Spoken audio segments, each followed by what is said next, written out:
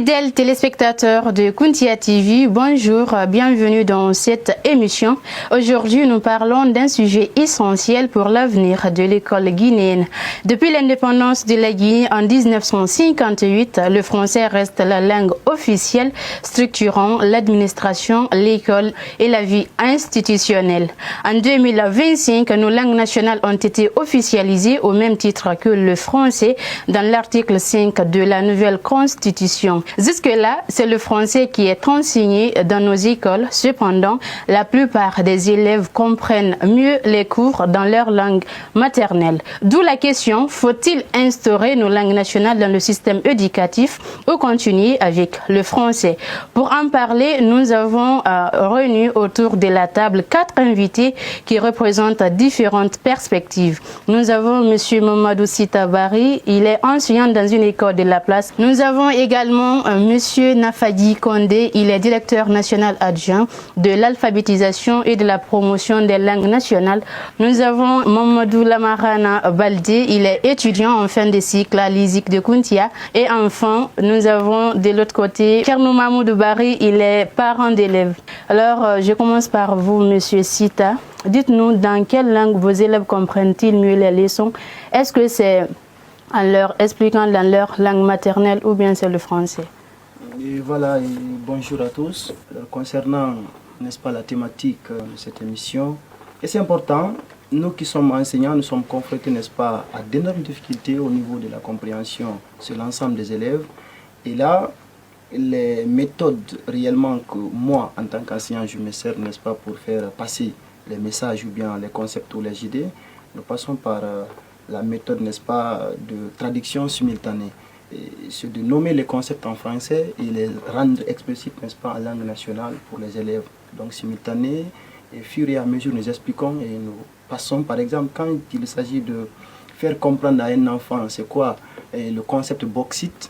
Le concept bauxite, par exemple, c'est en français bauxite. Et l'enfant qui apprend comme ça bauxite, il ne connaît pas c'est quoi la bauxite. Donc en sous-sous, automatiquement, quand vous dites bauxite, c'est Bendegbeli, par exemple, tout de suite, l'enfant, il est situé, il a compris ce qu'on veut véhiculer réellement. La langue nationale ou les langues nationales, on les utilise réellement dans nos différentes méthodes de faire pour faire comprendre réellement l'explication. Mais nous n'allons pas laisser le français au profit des langues nationales. Voilà, passer les 2 heures ou bien chaque séance d'explication en langue nationale, en aucun cas. Les langues nationales sont ici des facteurs, n'est-ce pas, qui introduisent les concepts et les idées pour faire comprendre ce qu'on veut dire réellement en français. Alors, quels sont les principaux défis que vous rencontrez en expliquant uniquement les leçons en français? Oui, expliquer uniquement les leçons en français, nous avons des défis, par exemple, le manque de compréhension totale sur l'ensemble des enfants. Quand vous avez un certain effectif et que la compréhension n'y est pas, on est tenu obligé, n'est-ce pas, de faire ce que j'appelle ici une explication mixte, la langue nationale et en français. Alors, pensez-vous que l'apprentissage dans la langue maternelle pourrait améliorer l'apprentissage ici des matières scientifiques ou sociales? Oui, bien sûr. Et je souhaite assez connaître déjà les langues nationales comme étant des langues qui soient intégrées dans le système éducatif. Parce que quand vous commencez à expliquer les concepts, comme je l'ai dit tantôt, les faire comprendre d'abord pour un début en langue nationale et puis terminer par le français. Et le laisser abuser le français pour une compréhension plus efficace. Merci beaucoup, M. Sita. Je me tourne vers vous, M. Kondé. Quelle est votre position face à l'instauration des langues nationales dans le système éducatif? Merci beaucoup pour m'avoir donné l'opportunité de m'exprimer sur cette question très importante. J'appartiens au ministère de l'enseignement pré-universitaire et de l'alphabétisation. À ce titre, notre direction a été consultée par le Conseil national de la transition lors de l'élaboration de l'avant-projet de la nouvelle constitution. C'est pour dire que nous sommes généralement acquis à la cause des langues nationales et pour plusieurs raisons. Donc, et on ne perçoit pas les langues nationales aussi en opposition par rapport au français, mais en complémentarité. L'introduction des langues nationales dans le système éducatif a commencé à titre expérimental. Il y a un programme qu'on appelle Élan Afrique. Actuellement, nous avons 16 écoles primaires dans la préfecture de Kindia, dans lesquelles les enfants suivent des cours en soso et en français, c'est-à-dire c'est la méthode bilingue qu'on appelle le bilinguisme scolaire. L'enfant apprend les connaissances instrumentales dans sa langue maternelle, la lecture, l'écriture et le calcul. Ensuite, il transfère cette compétence aussi en français. Et les expériences pédagogiques ont démontré qu'un enfant qui commence la scolarisation dans sa langue maternelle a même une meilleure maîtrise du français par rapport à l'enfant qui commence directement en français. Pour rehausser le niveau, l'une des méthodologies pour améliorer la qualité de l'enseignement-apprentissage est d'introduire les langues nationales à l'école primaire à travers le bilinguisme. Donc l'importance d'abord est pédagogique, ça permet d'améliorer la qualité et d'améliorer la compréhension. Et l'objectif aussi est scientifique parce que il faut reconnaître que la science, elle est universelle. Elle est accessible dans toutes les langues. Moi, je n'ai pas vu quand même des pays dans ce monde qui est devenu développé dans une langue qui est étrangère à sa population. Maintenant, on peut apprendre une langue étrangère pour travailler, pour collaborer, c'est-à-dire échanger les informations avec le monde extérieur.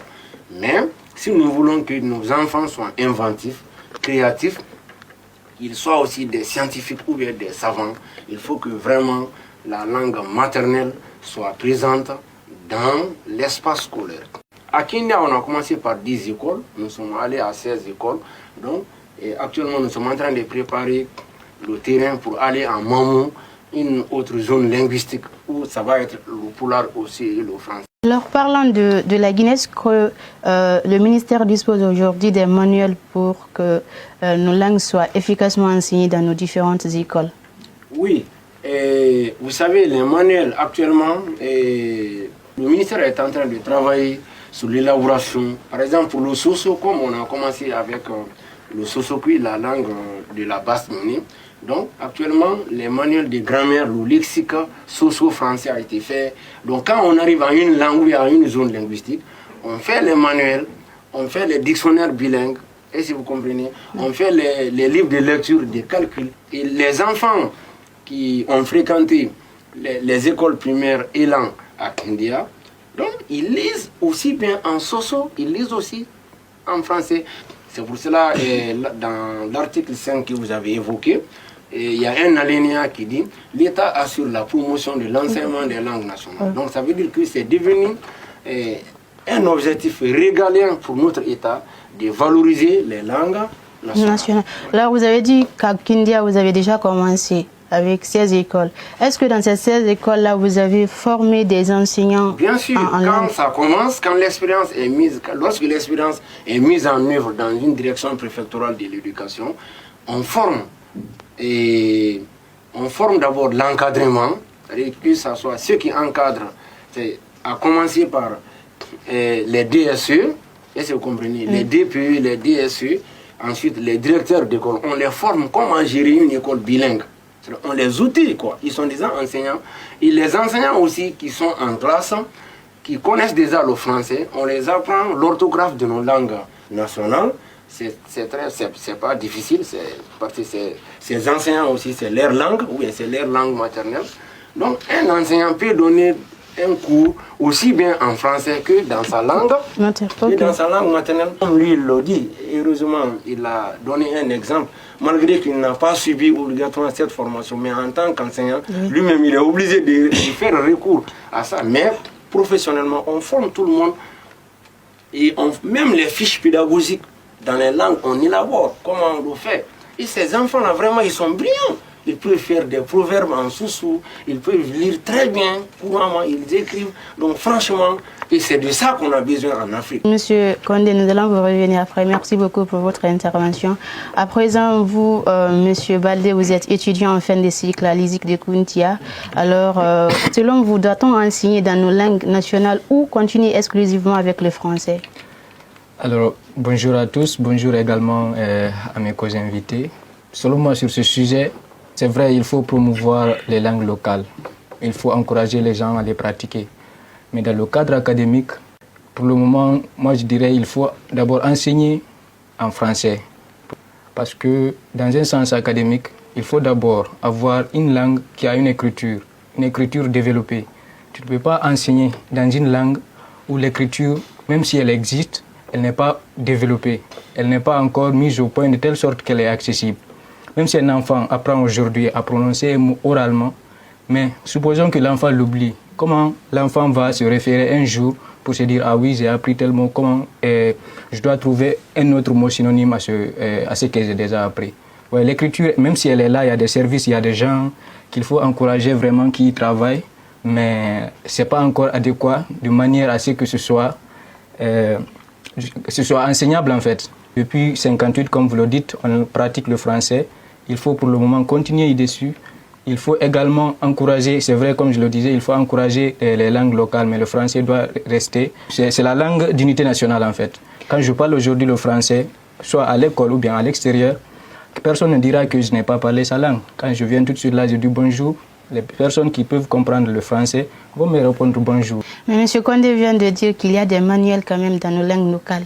Ah oui, justement, c'est possible d'avoir des manuels, mais comment les avoir? Par exemple, on n'a pas encore, il n'y a pas ces manuels-là qui viennent ici. Tu vas aller dans une bibliothèque, comment tu peux trouver un livre en soussou ou bien poulard, malinké? Comment? C'est très rare, même s'il y en a, c'est à peu près dans les services administratifs là-bas. Les manuels ne sont pas encore décentralisés dans les universités ou encore dans les écoles nationales. Peut-être dans un avenir plus proche ou bien lointain, on pourra parler d'enseigner dans les langues locales, mais pour le moment, il faut continuer, avec le français. Dans la langue internationale.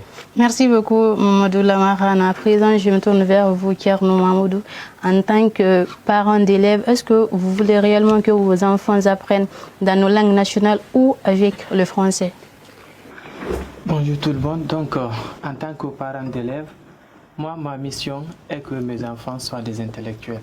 Et pour apprendre une connaissance, on a besoin d'utiliser des méthodes qui sont appropriées. D'accord? Maintenant, pour apprendre une connaissance, il faut savoir s'en servir.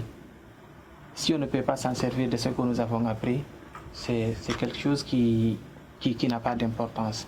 Mais lorsque nous avons appris, par exemple, à dire « A », et nous connaissons la signification de A dans notre langue, je pense que ça va être favorable pour nous. Aujourd'hui, vous allez constater, comme vous prenez le Japon, Corée du Sud, c'est des pays qui ont développé leur propre langue. D'accord? Si nous étudions, mais nous ne connaissons pas ce que nous cherchons dans notre langue, on ne peut pas interpréter à notre manière. Je pense que ça nous donne une fausse illusion de compréhension.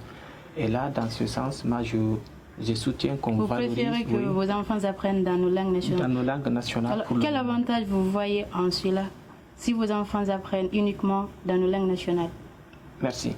Lorsque les enfants apprennent dans notre langue nationale, ils vont être productifs, comme a mentionné Monsieur Condé. Monsieur Condé. Parce que l'objectif, c'est quoi? Lorsqu'on est intellectuel, faut qu'on soit productif. Quand on est productif, on va évoluer. Mais si nous connaissons les choses théoriquement, nous ne pouvons pas interpréter, on ne peut pas matérialiser, on ne peut pas bouger. Ça ne peut pas développer un pays. Monsieur nous a parlé de bauxite. Mais pour que les élèves comprennent effectivement c'est quoi bauxite, il faut accompagner Bendegbeli.